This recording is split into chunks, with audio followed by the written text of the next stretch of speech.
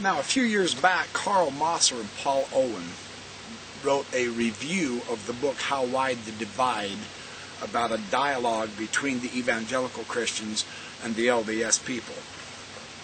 And in their review, Dennis Potter notes some interesting situations that there is disagreement between evangelical Christians and Latter-day Saint Christians on this concept of God's embodiment.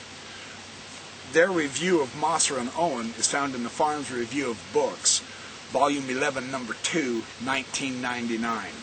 This is online. It's free. It's online. It's a very interesting, stimulating review. For those of you who are not aware of it, this is very instructive on the idea of the personhood of God, on the embodiment of God. So I want to read a little bit of their selection here.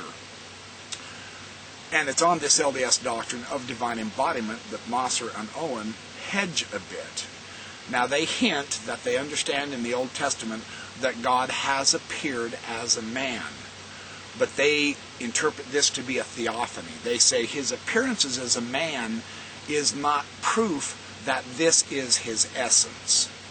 That's basically the evangelical Christian idea. Whereas we Latter-day Saints say, yes, it really is. God is not going to lie and appear as something he is not.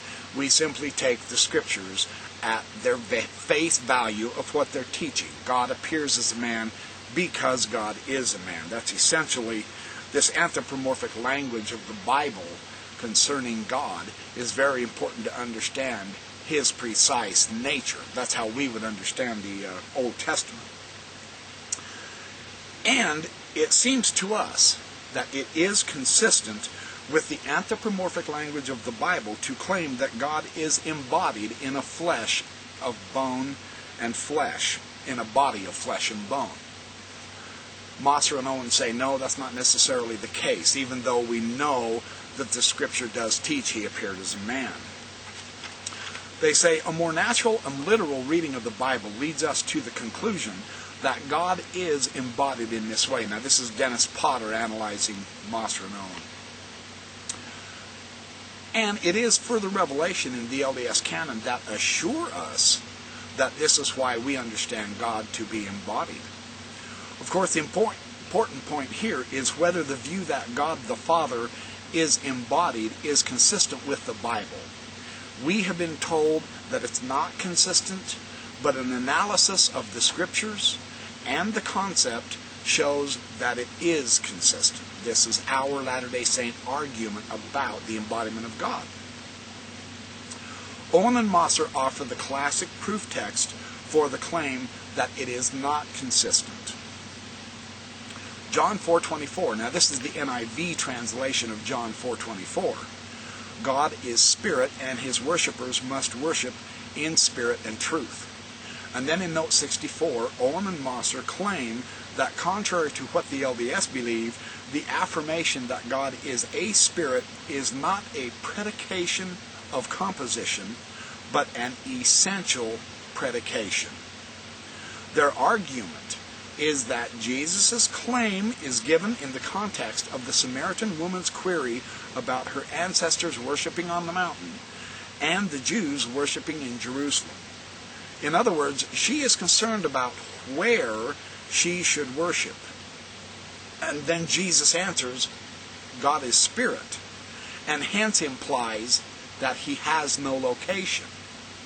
This is the evangelical interpretation of John 4:24.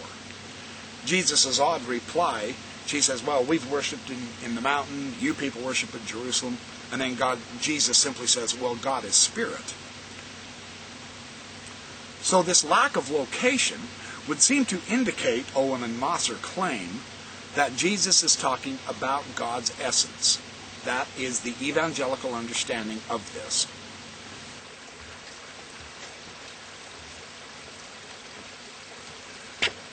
Now, that is one possible interpretation of John 4:24.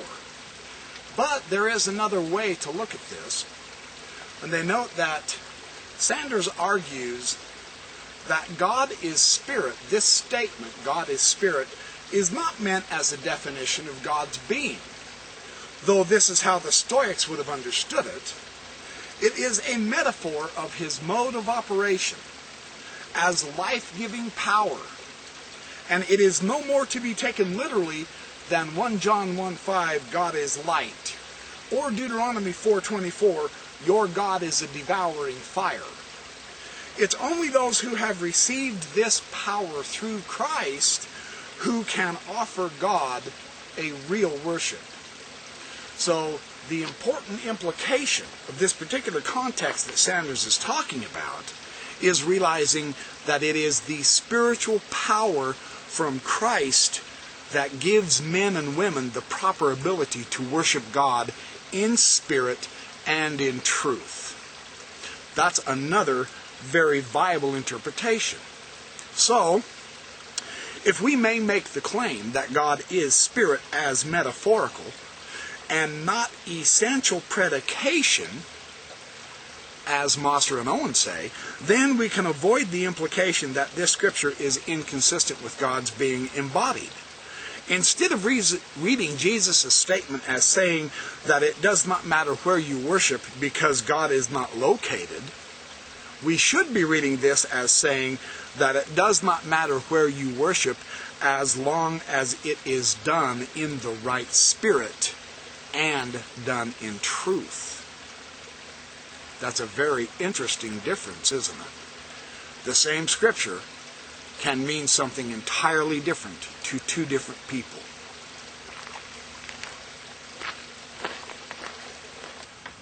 And on the other hand, suppose that we do take the interpretation of this passage by Owen and Mosser as the correct one. In other words, that God is a spirit as an essential predication of his nature. Does this show that God is an immaterial being? We don't think that does at all. This is because we think there's evidence that the Greek word translated as spirit, that is pneuma, is not most naturally read as indicating an immaterial substance at all. Indeed, one of the great advocates of the immaterialism of God, Origen himself, thought that John 4:24 could be construed as a proof text for the position that he was arguing against. This is what Origen says. I will that some will attempt to say that even according to the declarations of our own scriptures, God is a body, because they find it said in the gospel according to John that God is a spirit, and they that worship him must worship him in spirit and truth. Spirit, according to them, is to be regarded as nothing else than a body. It is significant that Origen himself thought that he needed to respond to those who uses this John 4:24 scripture to establish that God is a body. If the Greek word pneuma clearly referred to an immaterial substance, then such a response would have been superfluous. The interesting thing, too, is it's not just the unsophisticated Christians who would have used John 4:24 saying God is spirit to mean that God had a body.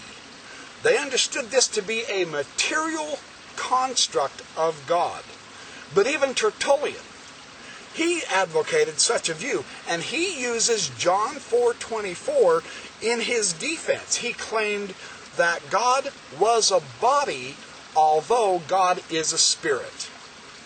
For spirit has a bodily substance of its own kind. That's Tertullian's teaching. So this clearly indicates to us that the more natural reading of John 4:24, according to the early Christians at least, would have implied that God is embodied, at least by the lights of some of the early church fathers.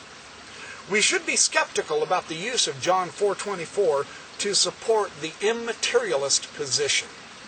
It doesn't work.